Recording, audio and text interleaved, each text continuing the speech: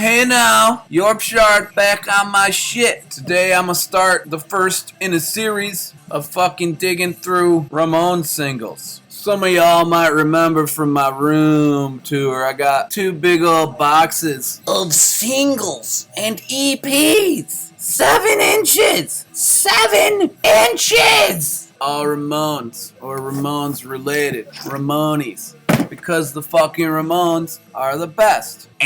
So I'm just gonna grab the first stack out of here, which will be like the earliest years. 1974 to 1976 on 7-inch vinyl by the Ramones. For me, the Ramones are ground zero of punk rock. There's obviously precursors to punk rock, but that shit is proto-punk. You can't call the Velvet Underground and the MC5 and Iggy and the Stooges. They definitely are leading up to this shit. But to me, the Ramones are a clear fucking line in history where something new fucking started in terms of the speed and the presentation they brought. To me, they're ground zero for this shit. Not only that, they're also one of the best that was consistent and fucking killer for years. Today we'll talk about their early shit. We'll start with this. This is the Ramones live at CBGBs September 15th, 1974. This is an obvious bootleg of the 13th Ramones concert ever. You know, it's still pretty primitive Ramones-y stuff. You can actually find a video on YouTube of some of this performance. This is a fairly lovingly put together boot. These are pictures from the show this recording is of, and it's got their birth and death dates, you know, some of the shots of their gravestones, lyrics. What is this? This came out on Pirate Love Records in 2015, limited edition of 300 copies. New York Hardcore Punk Archives Volume 1. You get 3 songs. Now I Want to Sniff Some Glue, Judy is a Punk, and I Don't Want to Go Down to the Basement. Some early primitive versions, right? It's got a bunch of inserts and shit with it. A little poster. It's weird. All this stuff, including the cover, is on like this super extra glossy, like fucking photo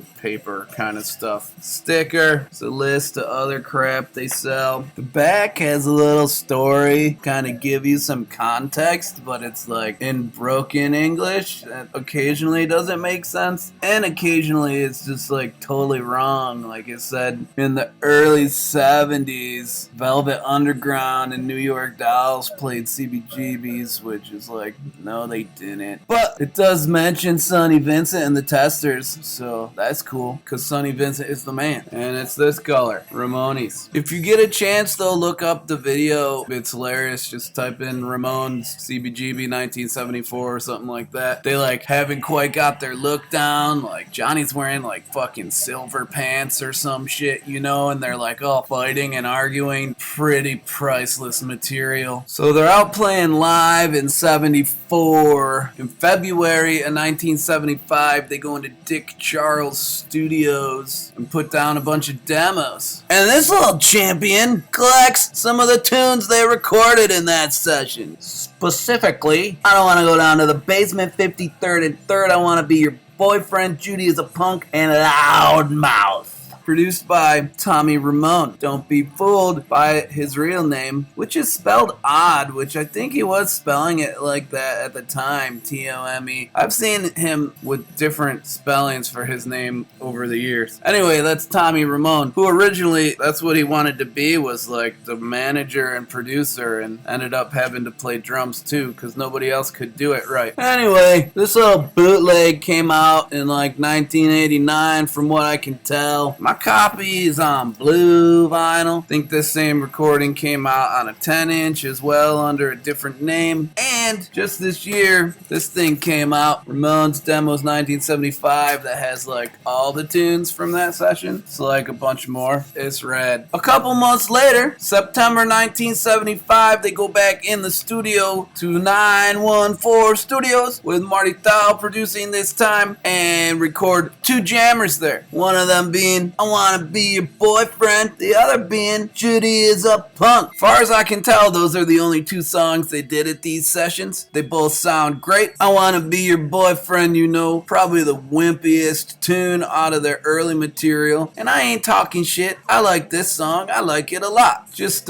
you know, not the blazing fast shit that you get with Judy Is a Punk. The producer, Marty Thau, I think he recorded a couple of the early New York bands early on, and then kept watching them go sign with different labels. Not too long after this, by 1977, he was running Red Star Records that put out like the first Suicide shit and some other cool stuff. These two songs stayed unreleased until 1991. They came out on this Groups of Wrath Songs of the Naked City comp that Marty put out as some of the shit he recorded. Got New York Dolls, Blondie, Suicide, Ramones. I think this does have a vinyl pressing that I'll have to find one day. But anyway, in 1997, Norton Records was nice enough to press them up on this little sucker. Would you look at that? Just look at it. It's a quality release of early versions of two killer Ramones tracks. You dig? In 2006, Musical Tragedies out of Germany put out this little sucker. It's that same 1975 version of Judy Is a Punk from the 914 studio sessions, but this thing is a split with the New York Dolls, Human Being, on the other side, which is, from what I can tell, just the regular album version of Human Being. Kind of a weird little split, but I'll accept it. Does come on this super groovy, buzzsaw, fucking saw blade shaped vinyl. Musical Tragedies put out a bunch of these. You see, this is number 25. They got 30 some of them now, these little saw blade shaped records. Always splits, always saw blades. Anywho, this is the Ramones New York Dolls one, yeah? It's cool. It's a total pain in the ass to fit into the fucking sleeve, though. Record Store Day 2016, Norton, they found themselves two alternate takes from the 914 studio sessions with Marty of Judy Is the Punk. A-side, one different version of Judy Is the Punk from 75. B-side, a different version. Are they hugely different? Not really. Do you need this? I don't know, maybe not. Do I need it? Yeah, I definitely need it. It's the Ramones, right? It's the goddamn Ramones. Look, it's blue. I think they made like 800 or 1,000 of these, and like only 200 of them were randomly inserted into whatever store got them that were colored, and I ended up with a blue one. I don't really give a shit about colored vinyl, really. I'm fine with black vinyl. It's my favorite, but this is the one that I found on Record Store Day 2016. And now and forever it shall always be mine. Near the end in 1975, Seymour Stein signs the Ramones to Sire Records. So they start recording with Sire, right? And producer Craig Leon. The first taste of this that the public gets, and the first official recordings issued by the band, comes out in February of 1976. Blitzkrieg Bop. Hugely iconic song. Still one of the most well-known Ramones tracks. It's a fucking ripper. February 1976. Blitzkrieg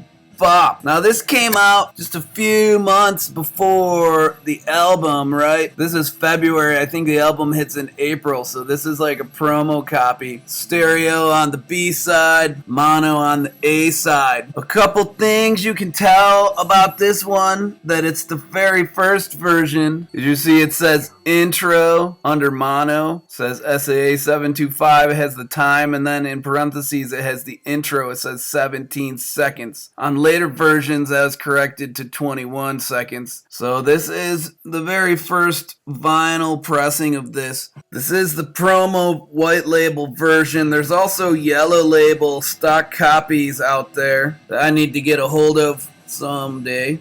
But this is what I got for now, and it's a beauty. This first version also is mastered differently. It's a little louder than the following versions. And even mastered differently than the yellow label copies, as I think those were pressed on styrene and this is pressed on vinyl. In my estimation, this is one of the finest and most important records ever to be born. So that one was Blitzkrieg Bop on both sides, mono and stereo versions. I also have a copy, Blitzkrieg Bop on the A side, Havana Affair on the B side, right? Now this is the second version. This is also a promo copy. How you know it's the second version instead of the first? That intro that we noted was 17 on the other one is 21 here. It also has this star on it, right? So this is the second version, and this is the version with Havana Affair as the B-side. Stereo on the B-side, mono on the A-side. Once again, there is a yellow label version of this that I need to find one day. The second version also was remastered. It's a little bit quieter than the first version. Only a little bit. So those were both US pressings on Sire. The full-length album comes out in April 1976. It fucking rules, of course. And it's time to share the Ramones with other countries, right? So in June of 1976, the single is released in England. This is the original picture sleeve version from June of 76 in the UK. Sweet little comic done up by John Holmstrom, Punk Magazine, right? You know, and Punk Magazine was new then too. They were probably only 3 issues in or so. And he kind of made the comic out of the series of pictures. Havana Affair on the B-side yet again. Got these kind of gold injection labels. What a fucking killer single, am I right? But they got a cool picture sleeve, man. It took US a while to get up on picture sleeves. I don't know what they were waiting for. And the fun thing about collecting these releases from different countries is a lot of the countries will use a different picture sleeve. Boom. Here's the French version, 1976. Same single, Blitzkrieg Bop and Havana Affair, but this one with a nice picture of the boys on the front. No eyeball Dee. Joey's got a sweet Fonz shirt on. Johnny with his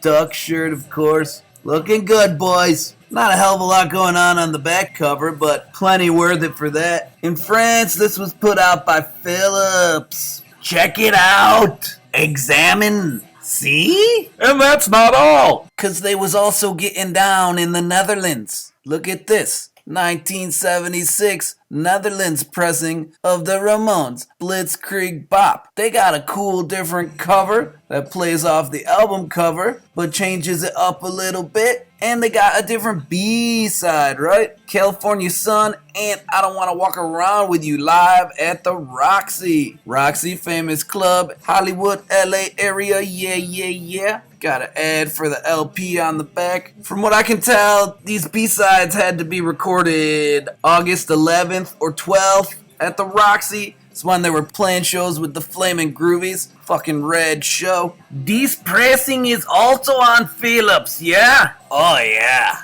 Man, this cover has seen better days. But how hard this sucker is to find and the stupid prices people want to charge for him these days. I'll be happy with what I have. Happy. So everybody getting on the Blitzkrieg Bop action, yeah. That's good. There's also a Japanese pressing of that single with another different cover variation that is like very high on Yorkshard's want list. Somebody hook me up with a copy of that thing. It's hard as fuck to find, but I want it. September of 1976, Sire releases the second single from the Ramones' debut album, I Wanna Be Your Boyfriend, showing the boys' sensitive side, yeah. B-side is those same 2 tracks from the Roxy recorded live that we saw on the B-side of that Netherlands version of the Blitzkrieg Bop single. Cool picture sleeve. Dude's looking cool. Joey in that Fonzie shirt again. Got your classic yellow Sire labels, right? You can't beat it. Not as strong as a single as Blitzkrieg Bop, but the Ramones in 1976, every goddamn song is 10 out of 10. I also have this, the Japanese pressing of that I Wanna Be Your Boyfriend single. This technically came out in Japan in 1977, but since the US version is 76, we'll include it here. Japan, they got like just a piece of paper, not the picture sleeve, right? Put out by Philips in Japan. Real cool to have. The Japanese ones are always just tough to find for some reason. Inner sleeve. Just a company inner. Pretty sweet package overall. Got a couple of bootlegs to wrap it up today, right? Got the Ramones live, 1976, New York City. No information on the date or the place on this one. And then live New York City, 4/18/1976. It's nice to have a date. Turns out this show was at Max's Kansas City. This is a limited edition. I have number 10 out of 10. This other one, number 6 out of 10. These are both like these homemade lathe cut kind of deals. Clear record, one-sided, lathe cut, only 10 made. These two popped up on eBay like 2 years ago from somewhere in Europe. I was like, what the hell is that? So I got it, and this is what they are. I don't know if you can tell. These things are like super thick, like way thicker than a regular record. Being lathe cut fucking bootleg records, the sound quality is a bit shite. It ain't horrible. They're cool, and I like having them.